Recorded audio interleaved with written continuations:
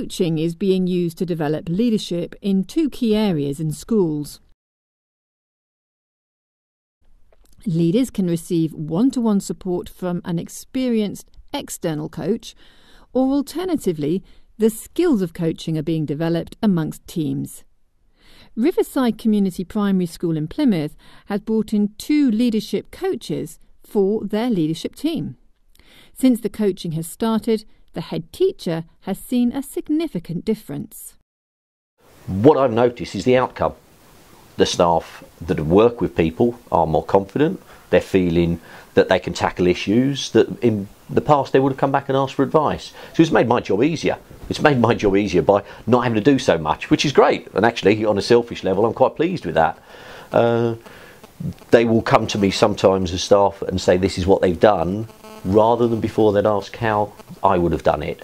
Different now is that I'm far less likely to go to my head and ask him to solve a problem for me. I'm much more likely to just tackle a conversation that I didn't really want to have with a member of staff, and I have found actually that now far less happen that need dealing with. Whilst some schools, like Riverside Community Primary School, have been using external coaches to develop leaders, other schools have been developing the skills of coaching internally with their staff.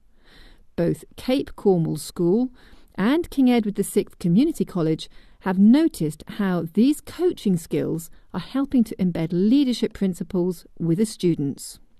It's about giving students ownership, about giving them ownership and accountability for their progress, rather than, you know, that sort of, I don't know, gained helplessness, if you like, by everybody doing it for them. It's about them saying, actually, yes, I can do this, and this is what I need to do, and then coming back and telling us what they've done.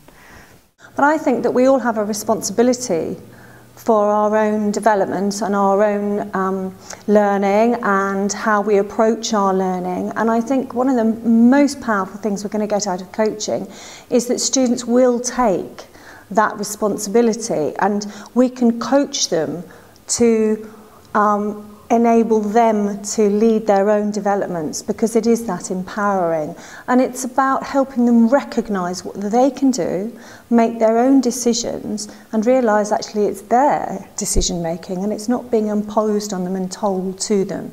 And I think that's one of the most powerful things we can do. Woodlands Park Primary School in Devon has been keen to develop children as leaders, and they've started to use coaching for this. Some of the older children have been trained in coaching skills, and they're now supporting the younger children. The coaches have enjoyed the process. I like coaching a lot because when I'm older I want to be a teacher, and it's kind of like teaching someone how to be a better learner, so it's kind of along the lines of teaching. And what have you noticed with the person you're coaching? I've noticed that he is grown in himself, and that I think that he's more confident and things like that. I just learned how to interact with other children a bit more, because I do have a younger sister and I know it like that about it, but then I think just doing this made me think a bit more about it and just learn more, and I think I found it really fun.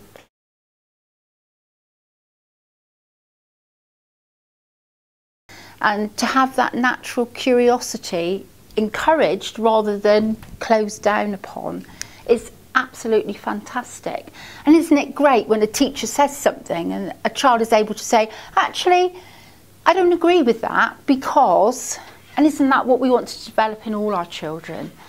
To question and query everything that's thrown at them, really. So they're not the followers, they're the leaders.